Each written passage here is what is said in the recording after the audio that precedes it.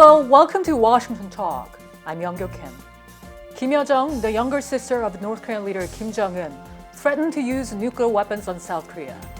This was the first time the North Korean regime issued a public threat that it could attack South Korea with nuclear arsenals. The threat came as South Korea prepares for the transition to the incoming administration of President-elect Yoon Suk-yeol. Today we'll discuss these and more. Joining me is Evans Revere, non-resident senior fellow at Brookings Institution. Mr. Revere served as Principal Deputy Assistant Secretary and Acting Assistant Secretary of State for East Asian and Pacific Affairs. Scott Snyder is also with me today. Mr. Snyder is Director of U.S.-Korea Policy at the Council on Foreign Relations. His book, South Korea at the Crossroads, examines the trajectory of South Korean foreign policy. Welcome to the show. Really appreciate your time today. Thank you for the invitation. North Korea has always claimed they are developing nuclear weapons for self-defense. But when you hear something like what Kim Yojong said, this is threatening, isn't it, Mr. Revere? I think it's always important that we take threats that we receive from North Korea very seriously, especially when they're delivered by somebody at the rank of Kim Yo-jong. But particularly since in her statements in recent days, she provided us some very valuable strategic clarity regarding North Korea's intentions in two critical areas. First of all, many of my Korean friends over the years, friends and colleagues, have always said that they didn't think North Korea would ever use nuclear weapons against fellow Koreans. Well, she has now made it very clear that North Korea would certainly be prepared to use its nuclear arsenal against South Korea. But the other thing that she did, a very valuable thing that she has done for us, is that we've now learned that for the North Koreans, nuclear weapons are not just an insurance policy, a way to guarantee the continued survival of the regime, but they are also an important tool to try to intimidate South Korea, or as somebody might say, to tame South Korea. And those are two very important things that we learned from Kim Yo-jong in recent days. Mr. Snyder, what did you make of remark from Kim Yo-jong?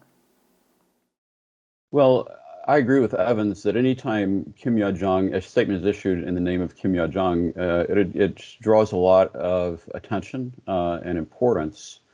But another feature of her statements, I think, that has been that they have been much more coarse and even undiplomatic.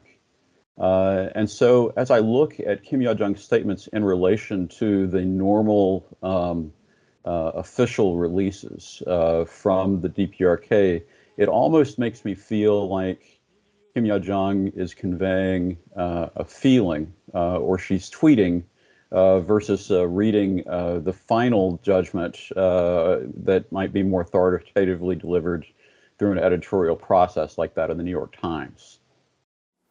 Actually, it was interesting that Kim Yo-jong released the two statements in 2 days. Mr. Revere, what did you think about that?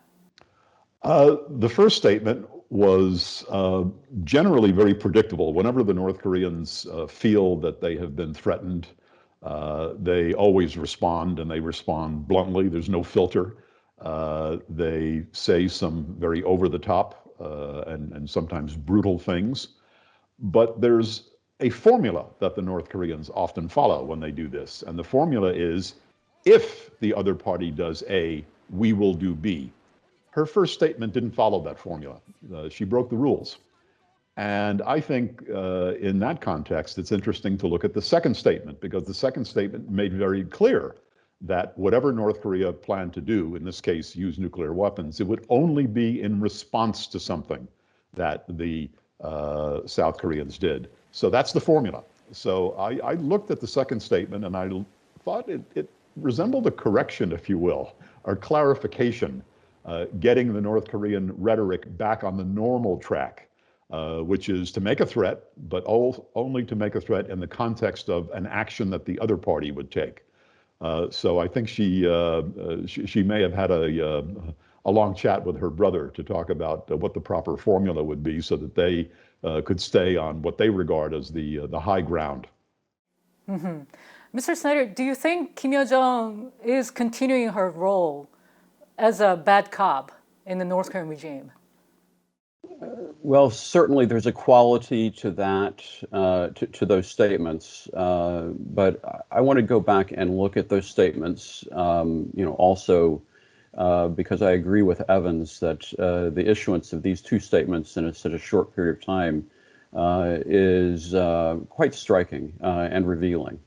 And the other aspect of the first statement that I thought was interesting is that it suggested that the North Koreans might use nuclear weapons in response to words rather than actions. And the second statement reaffirmed that North Korea is viewing the nuclear capability as a response mechanism. But at the same time, it's very clear that having nuclear weapons is not providing the North Koreans with the cloak of invulnerability that they thought it would. And I think that's the reason why they're responding so viscerally to this dialogue about preemptive strike in the way that they phrased it, preemptive strike against a nuclear state, as though South Korea is having the audacity to challenge a nuclear North Korea. And so that is going to be very interesting to watch, I think, going forward, because it plays into where North Korea thinks it wants to be in the hierarchy with South Korea versus maybe where South Korea also is projecting itself in terms of a capacity to manage North Korea's nuclear threat. Mm-hmm. As Mr. Snyder said, Kim Yo-jong's statements were released as a reaction to what South Korean Defense Minister Seok said. He said South Korea will be able to strike North Korea's missile launch points if and when North Korea missile attack is imminent. Mr. Revere, why do you think Kim Yo-jong or the North Korean regime reacted what the South Korean defense minister said, and why say anything about the nuclear attack? I think the North Koreans had to react. In their system, they go through life with a chip on their shoulder. And whenever they feel threatened, whenever there is any rhetoric that they believe offends their leader or their system, or in this case, their military activities, they're compelled to respond. This is a requirement, I think, in their system. It would have been very unusual for them to have said nothing, quite frankly, especially since the ROK defense minister was talking about a preemptive strike on the North. What I found interesting is that it was not the defense minister who was the first one to make reference to this, obviously. It was the president-elect who said something very similar recently. And I think this message was as much intended for the incoming ROK president as it was for the current ROK administration in the Blue House right now. Mr. Snyder, how do you see the likelihood of North Korea actually using nuclear weapons on South Korea? Well, I think the clarification is useful in that regard because I think that North Korea continues to be aware that there's a difference between threat and use, and that actual use of nuclear weapons would bring about overwhelming consequences that are contrary to North Korea's and Kim Jong-un's goals of regime survival. So I think that's an important distinction, but it is disturbing to see that North Korea, in its broader military planning, does intend to incorporate nuclear weapons as part of a tactical response in the event of a military conflict. And so we need to watch this. I do believe that North Korea continues to be deterred from nuclear use, but the trend line in terms of really the fact that their overall conventional weakness means that the only tool they have in the toolbox for responding to any kind of perceived provocation actually is the nuclear threat. That's a problem, and it should be concerning to us. Mm-hmm. Mr. Revere, your thought? I would agree with Scott on all the points that he made. It is troubling. And this goes back to the second point of strategic clarity that Kim Yo-jong provided us. that they actually do envision scenarios in which they would use nuclear weapons. And that is something that we ought to be concerned about. And it makes the steps that we take as allies with our South Korean friends all the more important to make sure that there is no question in the minds of the North Koreans about what our intentions are in the event of a nuclear use on the Korean Peninsula. Mm-hmm. Then, Mr. Revere, what is the right response the U.S. can take at a time like this? Well, I think we need to step back and remember that the path that North Korea is on right now was very clearly defined by Kim Jong-un over a year ago, in which he laid out the various technologies and systems and nuclear and ballistic missile and other capabilities that North Korea is developing. And he is following that path almost to the letter, if you will. I think it's incumbent on the United States and the ROK to work very closely together to ensure that we continue to raise the price that the North Korean regime pays, both currently and in the future, for the steps that it is taking. I think we need to resume larger scale military exercises. I think that we ought to very seriously consider moving certain assets around the Korean Peninsula on a more frequent basis. The recent visit by an SSBM, a ballistic missile submarine, to Guam was, I think, an important step. The fact that it was so visible to the North Koreans. The idea of a carrier battle group occasionally paying a visit to the Korean Peninsula, as one did recently. That's the sort of thing that we ought to be doing, and we ought to make sure that the North Koreans, as well as the Chinese, are aware that there is a price to be paid for the actions that North Korea is taking, and that we are going to not only maintain our deterrent, but to enhance it. Mm-hmm. Mr. Snyder, obviously North Korea is not responding to U.S. overtures. What can the U.S. do more? Well, in terms of the immediate response, Evans has noted a few things that the U.S. is doing. I would just note also that Ambassador Sung Kim, over the course of the last few days, actually made a statement that made the North Korean statements also about the United States. Kim Yo-jong's statements were really directed at South Korea, and the U.S. has indicated that this sort of threat will draw a combined alliance response. And also, it's really a matter of coordinating and, frankly, I think preparing for the inevitable crisis that is to come with North Korea, really before it's likely that we're going to be able to get to the negotiating table.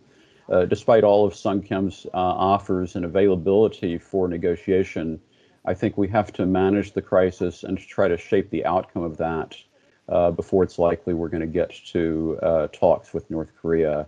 And so we need to be cognizant of that and planning very carefully in order to achieve our desired objective with South Korea. Mm-hmm. South Korean President-elect Yoon Suk-yeol's transition team was visiting Washington this week. I'm sure they had a lot of discussion about North Korea while meeting officials here. Mr. Snyder, what should the Yoon administration do as soon as they start working? Well, as you just suggested, I think they're already doing it. They've begun consultation with the U.S. It's important that move forward as expeditiously as possible in order to ensure a combined approach to North Korea, especially in the face of a likely early test of the new leadership of President-elect Yoon. And this was just one visit, but I think that we're going to have to engage in a fairly intensive series of consultations in the coming weeks and months in order to fully prepare. Mm-hmm. Mr. Revere, what does Yoon Suk-yeol's team need to make sure when they start dealing with North Korea officially? Well, I think the initial steps that they've taken so far, the rhetorical steps that they've taken, are important. They're laying down certain markers already with North Korea, especially the most important marker of all, which is to maintain solidarity with the Republic of Korea's American ally. That's an important step, and the fact that there are these consultations that have been going on in Washington between the president-elect's team and a whole range of officials in Washington. That's an important symbolism. But beyond that, I think it's going to be extremely important for Seoul and Washington to try to stay in lockstep as things go forward.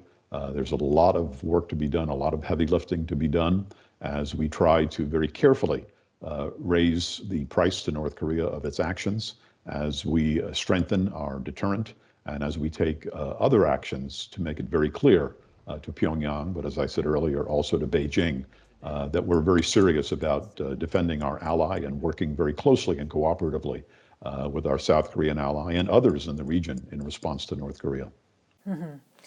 It is widely suspected that North Korea could further provoke either test another missile or nuclear weapon on April 15th, celebrating the anniversary of Kim Il-sung's 110th birthday. What's your guess about this, Mr. Revere? Well, I'd only be guessing. I'm not going to guess about dates or anything like that.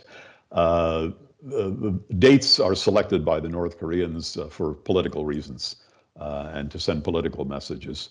The more important date is the date that the scientists and the technicians will tell the leader that they're ready to move forward with either an ICBM test or a nuclear test or both. And we just don't know that. We do know that they're making progress. We do know that they're making preparations. We do know that they have said that they're going down this path. And I have no reason not to believe the North Koreans. When that happens is an internal decision from the North Koreans. But we will have to prepare ourselves for what I think is the inevitability of further steps in the missile area and the nuclear area by the North Koreans. Mr. Snyder, do you predict something would happen around the April 15th? Well, I try never to make predictions about what North Korea is going to do, but I would simply point to what you suggested in the earlier question, and that is that North Korea also has a domestic rationale for engaging in what they probably more likely feel are demonstrations of their power rather than provocations. And there is a need as part of Kim Jong-un's broader need to ensure political loyalty within North Korea to try to demonstrate, to do demonstrations of power. And unfortunately, in the case of some of the actions that might be contemplated, they are on a trajectory that will raise tensions and will bring an external response, even if there is an accompanying internal motivation for pursuing some of those demonstrations. Well, this week, Sung Kim, U.S. Special Representative for North Korea, had a busy week in Washington, meeting his South Korean counterpart and also his Chinese counterpart, respectively. His meeting with China's Liu Xiaoming was especially noteworthy. Mr. Snyder, do you think we might start to see some kind of cooperation between the two countries? Well, I'd like to see some measure of cooperation between the U.S. and China. In the current environment of rising rivalry between the U.S. and China, it is particularly difficult to imagine that cooperation, and therefore particularly notable that our chief North Korea representatives in Washington and Beijing were engaging in consultation with each other. But to be honest, I think there's going to have to be a lot more and higher level effort to compartmentalize the issue of North Korea in the U.S.-China relationship as a prerequisite to being able to manage the issue effectively, including a public identification of North Korea by President Biden and Xi Jinping, that this is an area that is going to be separated from the broader contest between the U.S. and China. Mr. Revere, what's your thought? Like Li Xiaoming flying all the way to Washington to meet Sung Kim and other officials, isn't this a positive sign? Well, Scott made a number of very, very important points, and I would only add to that I personally am rather skeptical. It's certainly a good thing that the U.S. and PRC senior officials are meeting to discuss North Korea. That hasn't happened in a while, and it's good that it happened. But quite frankly, the Chinese are probably feeling a bit of heat because if anything, the role of China, together with Russia recently in the UN Security Council, for example, has been the role of obstructionists, preventing a consensus from being formed in response to North Korea's very clear violation of UN Security Council resolutions. And so I think part of the PRC representative's presence in Washington perhaps was aimed at taking a bit of the heat off Beijing for its lack of cooperation. And at the same time, since we have both the Russians and the Chinese acting as enablers and looking the other way as North Korea continues to violate UN Security Council resolutions, as it continues to develop its ballistic missile and nuclear weapons capabilities, I think the Chinese are trying to send signals that they are not ignoring the problem. And perhaps that's a good thing, but I still have some questions about Chinese seriousness and sincerity. So pardon my skepticism. Mm-hmm. This is my last question for today. So apparently North Korea is not interested in talking with United States right now. What can be done about this? At the end of the day, the only conversation that North Korea is interested in having, to be very frank, is a conversation that leads to ultimately the acceptance of the DPRK as a de facto nuclear weapon state.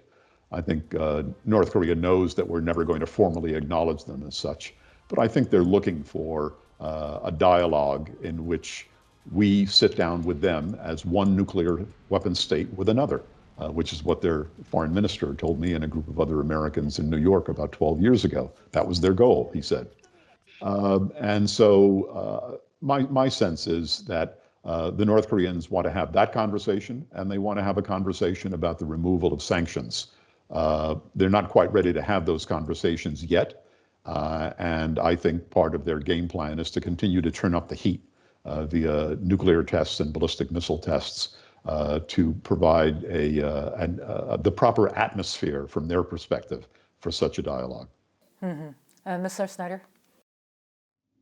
Well, I agree absolutely that North Korea's objective is to be affirmed internationally as a nuclear state, and that is the central sticking point as regards resuming any kind of negotiations, since the Biden administration has made it clear that the purpose of negotiations is about North Korea's denuclearization.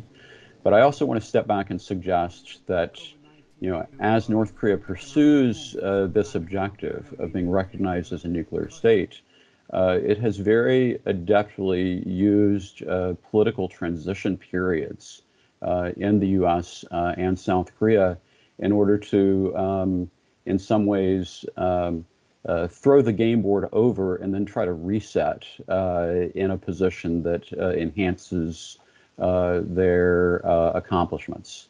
And so we need to guard against that, especially at this time of transition, and simply be aware that it is important for us to have a dialogue with North Korea, but the difficulty of addressing the core issue of difference between the U.S. and North Korea remains a pretty yawning gap between the two sides. Satellite imagery showed North Korea is indeed preparing for a military parade ahead of the big event slated for April 15th.